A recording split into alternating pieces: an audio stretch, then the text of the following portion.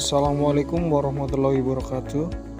Today I will tell you about the history of Ciamis Regency, West Java. June 11 is the date of numbers and sacred moon for Ciamis Regency, because it is the sacred moment for the forerunner of the formation of Ciamis Regency. Based on information compiled from several sources, namely the Ciamis History Book, the result of collaboration between the Ciamis Regency government and LPPM Unigal 2005, the history of Kertabumi Ciamis Ergun Gunadi, and the Onon Jeng Rawalak Bok Book R.A. Danadibrata. The date determination has a history and background. Back very long history, from antiquity to the era of independence. In the final notes of Ciamis History Book, it is stated that there are 5 considerations that underlie the determinations of Ciamis anniversary, namely 1. The positive impact of significant development of government society after RPA Jayanagara moved to the center of power of the Imbanagara district Barunai. 2. The move contains elements of struggle to improve the welfare of its people. 3. Imbanagara Regency was finally able to unite the Galuh region, so its territory almost matched the territory of Galuh Kingdom without going through violence. 4. The Sultanate of Mataram also recognized the authority of Imbanagara Regency and made it an ally in expelling the invaders. 5. The reality of relationship between Imbanagara Regency and Ciamis cannot be severed. Early history of Ciamis Regency, West Java. Ciamis Regency was once a kingdom called the Galuh Kingdom. The kingdom of Galuh was still standing until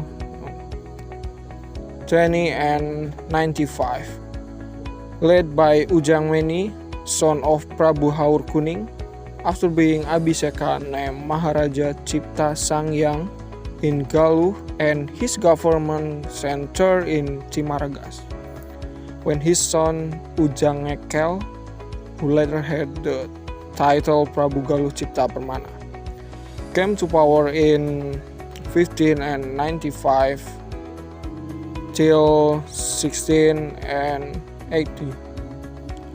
The kingdom was moved to Central Gara, or also known as Cineam Tasikmalaya.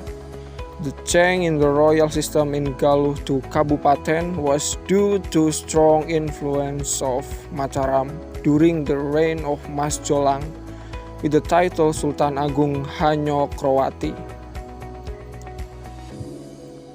Finally, all the rulers who had the titles of Prabu, Raja, Sang Susuhan, and the others were changed by Mataram only to become regents with the title of Adipati or Tumenggung. This happened when the son of Prabu Galuh Cipta Permana named Ujang Ngoko ascended the throne in 1606 and only had the title Adipati Panekan. By Mataram, Adipati Panaikan was given power over 900 cacah and rule on behalf of the Sultan Mataram. Adipati Panaikan was killed in 1625 by the Duke of Singaperbangsa, or his brother-in-law, who was the regent of Galuh Kertabumi. Due to the disagreement between the two of them regarding the plan to attack Dutch against Batavia.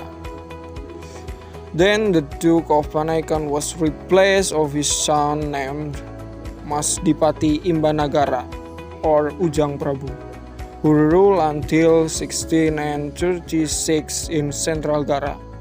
Mas Dipati Imbanagara was accused of conspiring with Dipati Ukur by Sultan Agung due to slander of his own governor, Wiranangga, for his ambition to become a regent. Mas Dipati Imbanagara finally got the death penalty. This incident was very painful for the Galuh community. Mas Dipati Imbanagara was beheaded in Bolenglang, or also known as Ciamis, by Tumenggung Narapaksa, and his head was taken to Mataram as evidence. His body was buried and known as the Gegembung grave. Imbanagara's followers immediately pursued to Mataram troops, and there was a struggle for the head around the Cijolang River. But the head fell off Louis Panten and was eventually carried away to Mataram. After Mas Adipati Imbanagara died, the reins of government of the region of Central Galuh was held by Mas Bongsar because he was 13 years old at the time. Patih Wirangga was running the government for the time being. This fight then changed the contents of the charter for the appointment of Mas Bongsar from Sultan Agung by making a fake charter declare himself regent. However, this act was discovered by Ki Pawindan, a member of Mas Dipati Imbanagara, who found the original charter for Mas Bongsar appointment in Padaherang under a steel house. Finally, Patih Wiranangga's rotten was exposed and Sultan Agung sentenced him to death.